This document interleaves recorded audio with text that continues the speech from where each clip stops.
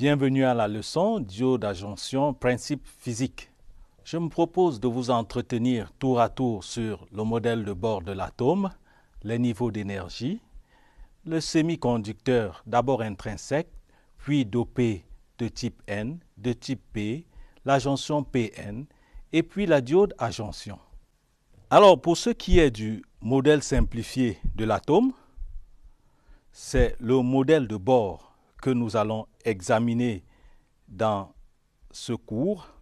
Bohr propose qu'un atome est constitué d'un noyau central, qu'on voit ici.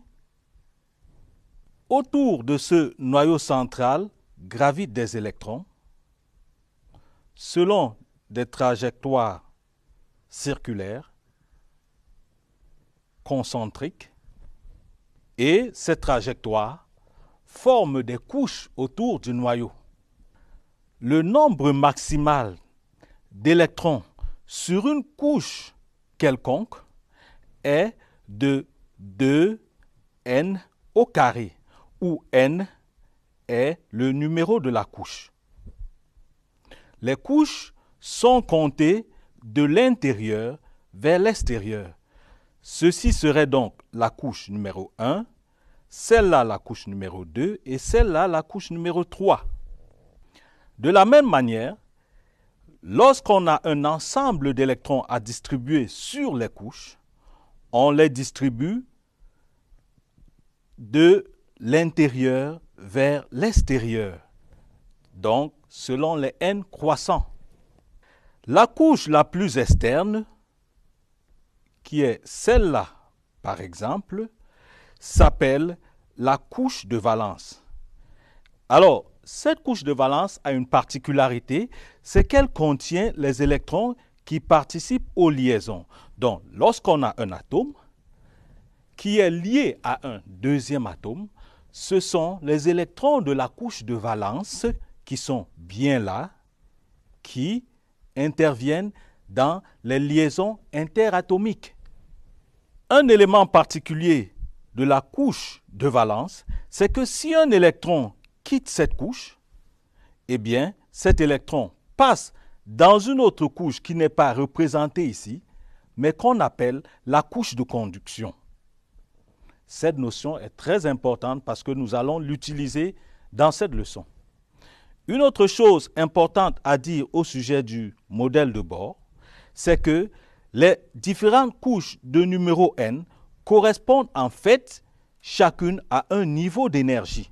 Cette figure nous montre comment les niveaux d'énergie sont repartis selon les couches. Donc, pour la couche de numéro n est égal à 1, on a une valeur d'énergie. Pour la couche de numéro n égale à 2, on a une valeur d'énergie. Et pour la couche de valence, on a EV qui est l'énergie de la couche de valence, alors que pour la couche de conduction, celle-là, on a EC qui est l'énergie de la couche de conduction. La différence entre les énergies des deux couches, par exemple dans le cas des couches de valence et de conduction, est EC moins EV qui est égal à ECV. On comprend, tel que les couches sont reparties, qu'il est possible qu'un électron passe d'une couche à une autre. Lorsqu'un électron passe d'une couche d'énergie inférieure à une couche d'énergie supérieure, cet électron reçoit de l'énergie, absorbe de l'énergie. Si l'électron passait d'une couche d'énergie supérieure à une couche d'énergie inférieure, eh bien, l'électron ferait l'inverse, c'est-à-dire l'électron émettrait de l'énergie. Il faut remarquer à ce niveau que l'énergie émise dans le cas où l'électron émet de l'énergie ou l'énergie reçue dans le cas où l'électron reçoit de l'énergie est impérativement égale à la différence d'énergie entre les deux couches concernées par la transition. L'énergie peut être communiquée à l'électron de différentes manières ou alors l'électron peut émettre de l'énergie sous plusieurs formes. Abordons à présent la notion de semi-conducteur et particulièrement le semi-conducteur intrinsèque. C'est des éléments qui, dans certaines conditions, sont isolants et dans d'autres sont conducteurs. C'est pourquoi il y a une notion de semi-conducteur, c'est-à-dire conducteur en quelque sorte à moitié. Sur le plan physique, sur le plan chimique, à quoi correspond un semi-conducteur?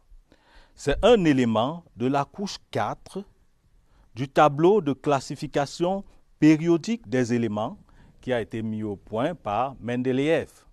Quelques exemples de tels éléments, on va citer les plus anciens, qui sont le germanium et le silicium. Lorsque nous parlons de semi-conducteurs intrinsèques, la notion d'intrinsèque renvoie à la notion de pureté. Donc, en fait, lorsqu'on dit semi-conducteur intrinsèque, on veut parler de semi-conducteur pur. Et vous voyez bien que nous mettons pur entre guillemets parce qu'en réalité, on ne peut vraiment pas avoir l'élément pur dans la nature. Il y a toujours un tout petit degré d'impureté. C'est pour ça que nous mettons pur entre guillemets. Qu'est-ce que le semi-conducteur a de particulier? Eh bien, c'est un élément qui a 4 électrons de valence. Souvenez-vous de la notion d'électron de valence. Dans ce cas, pour simplifier la représentation de l'atome, on va représenter un ion central qui a une charge électrique plus 4, avec autour 4 électrons, en sorte que l'ensemble soit électriquement neutre. Examinons de plus près le cristal de semi-conducteur. Nous avons ici une représentation schématique d'un élément semi-conducteur. Qu'est-ce qu'on y remarque? D'abord, selon ce que nous avons expliqué tout à l'heure, un ion central et 4 électrons de valence. Nous avons dit que ces électrons participent aux liaisons avec les autres atomes. Ici, il y a un atome là et voilà la liaison. Alors, qu'est-ce que c'est qu'une liaison covalente? C'est une liaison dans laquelle chaque atome participant à la liaison donne un électron. Et c'est bien ce qu'on a ici. Tout au long, là, partout, nous avons des électrons. Chacun des électrons de la couche de valence est engagé dans une liaison covalente avec les 4 voisins. La conséquence de ce fait, c'est qu'il n'y a pas d'électrons libres. Et donc, il n'y a pas de courant électrique qui traverse le cristal. Par conséquent, le cristal, dans cet état, est isolant. Imaginons maintenant que nous communiquions de l'énergie à l'atome par un moyen quelconque. Ce pourrait être en éclairant l'atome, par un faisceau lumineux, ce pourrait être en élevant la température, et bien que se passe-t-il? Les électrons de la couche de valence reçoivent de l'énergie. Grâce à cette énergie, la liaison covalente est rompue. Cet électron qui était lié quitte l'atome et laisse à sa place un trou qui est en fait une charge positive. On a, d'une part, un trou qui a une charge positive et un électron, tous les deux libres, et on dit qu'une paire électron-trou libre est née. Cette paire électron-trou va se déplacer dans le cristal. L'électron va se déplacer dans le cristal, le trou va se déplacer dans le cristal. Ces charges positives et négatives qui se déplacent créent un courant électrique dans le cristal. Ce semi-conducteur, dans ces conditions, est devenu conducteur. Mais remarquons que le nombre de paires électrons-trous est très très faible. En effet, il faut environ 10 000 milliards d'atomes de semi-conducteurs pour libérer une seule paire électron-trou. Imaginons que nous injections un élément de valence 5, c'est-à-dire un élément qui a 5 électrons sur la couche de valence, comme nous voyons là, dans le cristal, en très faible quantité, pour ne pas perturber la structure du cristal. Ce qu'on appelle faible quantité, c'est par exemple un atome de valence 5 pour 1 million d'atomes de semi-conducteurs valence 4. Des éléments de valence 5 qu'on pourrait mettre, ce pourrait être du phosphore, de l'arsenic, de l'antimoine. Dans la suite de ce cours, nous allons voir qu'ils sont utilisés effectivement. Lorsque on fait cette injection, eh bien, on dit que le cristal est dopé N. Pourquoi parle-t-on de cristal dopé N? C'est parce qu'on a en fait un surplus d'électrons.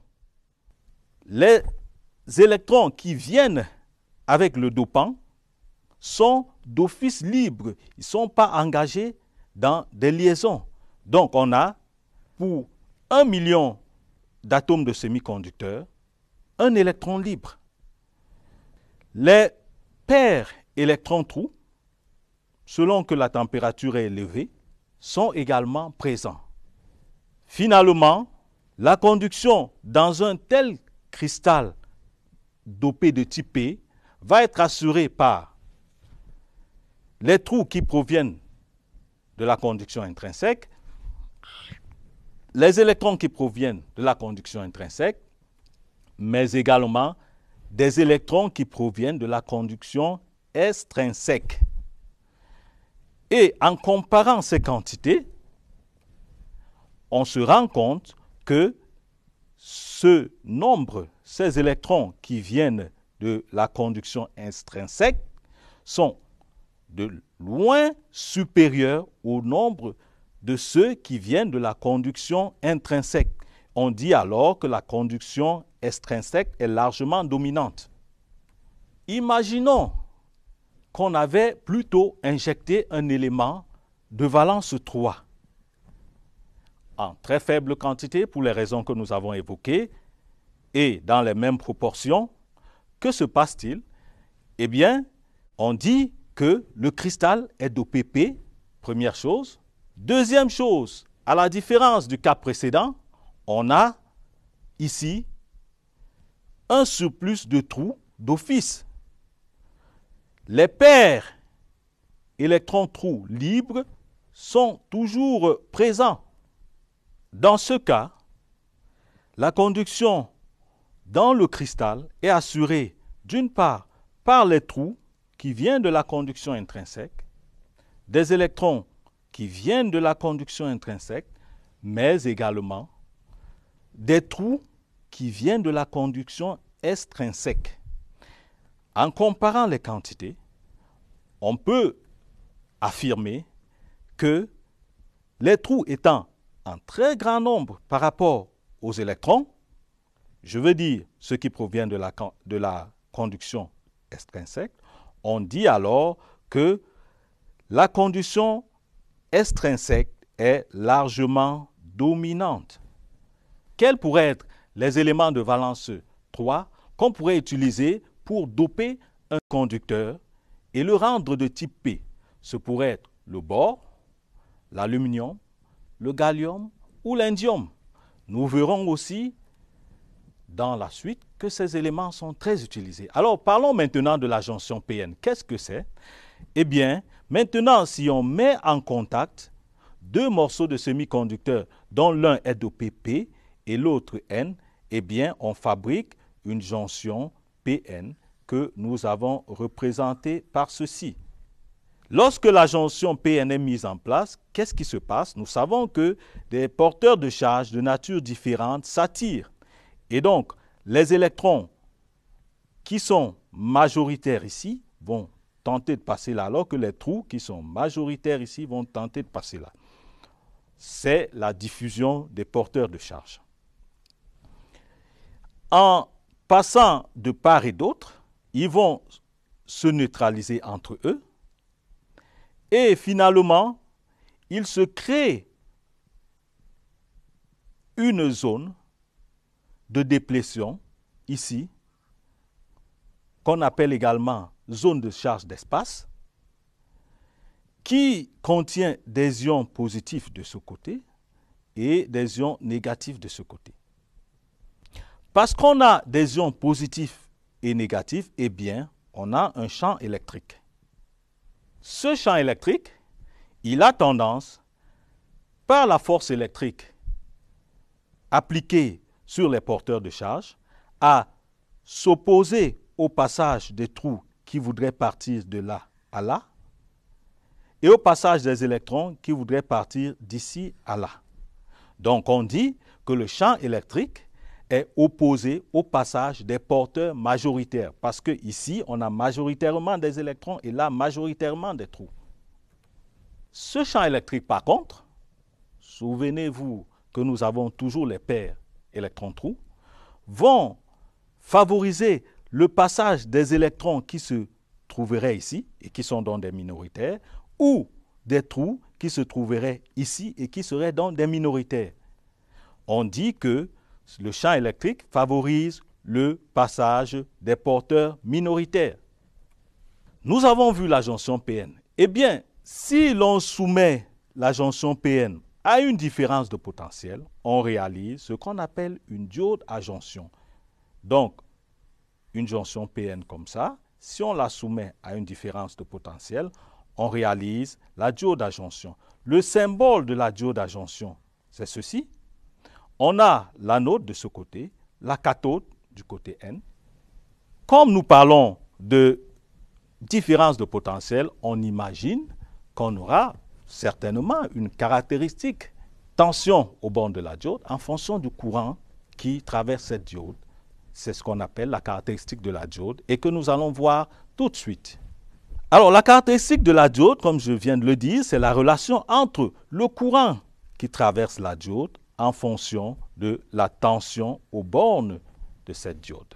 En appliquant quelques lois fondamentales de la physique, je vais en citer quelques-unes, l'équation fondamentale de la dynamique, la loi de conservation d'énergie et la relation très importante E est égal à moins gradient de V, en fait qui exprime le fait que le champ ici dérive d'un potentiel, on obtient l'équation différentielle qui régit le courant dans la jonction. Lorsqu'on résout cette équation différentielle, on obtient l'expression I est égale à IS, exponentielle de E, la charge élémentaire de l'électron, V, la tension, sur eta KT moins 1. C'est l'expression du courant à la jonction. Eh bien, lorsqu'on étudie théoriquement ceci, on arrive à faire le tracé du courant à la jonction en fonction de la tension à la jonction. Nous voyons ici un certain point qui se trouve entre 2 et 4 volts, vers le milieu, c'est-à-dire 3 volts. Ces 3 volts ont été choisis à dessein parce que cette valeur, en fait, représente ce qu'on appelle la tension de seuil et c'est une valeur courante des tensions de seuil pour les LED, parce que n'oublions pas que ce que nous faisons, c'est pour un cours d'enseigne et afficheur à LED. En examinant la partie négative, eh bien, on se rend compte qu'également, il y a une espèce de crochet ici. Lorsque V est négatif, pour les diodes normales, eh bien, la valeur de cette tension, où il y a cette augmentation brusque de courant négatif, se situe entre moins 50 et moins 100 volts. Eh bien, nous avons choisi une valeur beaucoup plus faible ici pour nous rapprocher des cas de LED où la tension inverse, limite, se trouve autour de moins 5 volts. Essayons de tracer la caractéristique expérimentale de la diode à jonction. On le fait en réalisant ce circuit où on a une diode, un voltmètre, un ampèremètre, un rhéostat qui prélève une fraction de cette tension positive ou de la tension négative. On fait varier la tension, on relève les valeurs de I en fonction des valeurs de U, on trace la courbe et on obtient cette courbe représentée ici. Le premier commentaire à faire, c'est que nous réalisons que cette courbe a une allure semblable à celle de la courbe théorique que nous venons de voir. Le deuxième commentaire, c'est que nous avons quelques valeurs qui sont des points particuliers, Vz, Us, U0. Alors, que sont ces points particuliers? En fait, Vz, c'est la tension zénaire. Eh bien, il y a un phénomène qui se produit lorsque la tension ici, négative, augmente.